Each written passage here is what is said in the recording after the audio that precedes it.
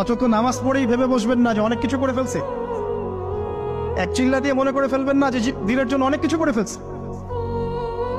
একটা হজ করেছেন, ওমরা করেছেন, সিয়াম রেখেছেন, দিনের জন্য দান সৎকা করেছেন, একটা মাদ্রাসা মসজিদ করেছেন, ভেবে বসবেন না আপনি সব অনেক কিছু করে ফেলেছেন এবং অন্যরা সব কক্রোচ তেলা পোকা, ওরা জাহান্নামে যাবে এমনটা মনে করবেন।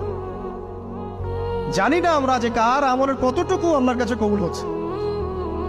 তো এখানে এই ব্যক্তির সমস্যা ছিল এই, সে নিজের আমলটাকে অনেক ভারী মনে করছিল এবং সে স্টেটমেন্ট দিয়ে ফেললো যে তোকে আল্লাহ পাক মাফ করবে না। এই একটা কথা মন থেকে বলার কারণে তার ইহকাল পরকাল দুটা বরবাদ হয়ে গেল, সে জাহান্নামে চলে গেল। ঠিক আরেক ব্যক্তির ঘটনা আছে এমন, এগুলো সবগুলো রেফারেন্স আছে। এক ব্যক্তি প্রচুর ইবাদত করত, আল্লাহ পাক তার ইবাদত করার জন্যে পাহাড়ের চূড়ায় একটা সুন্দর ব্যবস্থাও করে দিয়েছিলেন। সেখানে ডালিম গাছ হতো, ঝর্ণা আসতো, খাবারের কোনো অভাব নাই। হাদিসে এসেছে 500 বছর সে ইবাদত করেছে। কত বছর? কিয়ামতের মাঠে এই ব্যক্তির অবস্থা এমন হবে, তাকে জান্নাতে প্রবেশ করানোর জন্য নিয়ে যেতে বলা হবে যাও আমার রহমতে জান্নাতে চলে যাও। আল্লাহ পাক তাকে এই কথাটা বলবেন, কিন্তু এই ব্যক্তি বলবে আমার আমলের কারণে, আল্লাহ পাক বলবেন আমার রহমতে জান্নাতে চলে যাও। ব্যক্তি বলবে আমার আমলের কারণে। আল্লাহ রাব্বুল আলামিন তখন তাকে দেওয়া সমস্ত নেয়ামতগুলোকে এক পাল্লায় করবেন আর তার সমস্ত আমলকে আরেক পাল্লায় করবেন। তারপর দেখা যাবে আল্লাহর সমস্ত নেয়ামত তার একটা চোখের সমান হয় নাই। কথা কি বুঝতে পারছেন?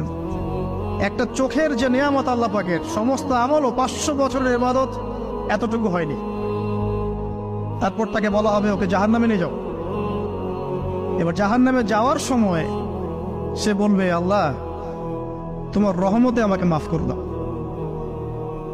তখন আল্লাহ পাক তাকে আবার ডেকে নিয়ে আসবে, বলবেন যে তোমাকে যে আমি ইবাদত করার জায়গা করে দিয়েছিলাম, এটাকে তুমি নিজে করেছো না আমি করেছি? সে বলবে আপনি করেছেন। তোমাকে যে আমি সৃষ্টি করেছিলাম তখন কি তুমি কোনো আমল করেছিলে? বলবে না।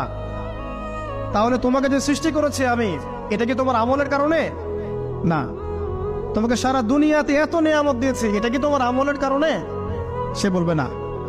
তখন তাকে জান্নাতে প্রবেশ করানো হবে। কিয়ামতের মাঠে এমন অনেক ঘটনা ঘটবে যেটা আমাদের চিন্তার বাইরে। আরেকজন ব্যক্তিকে ডেকে আনা হবে, যে ব্যক্তি একটা দুটা নয় বরং 100টা খুন করেছে। সে 99 জন মানুষকে হত্যা করার পর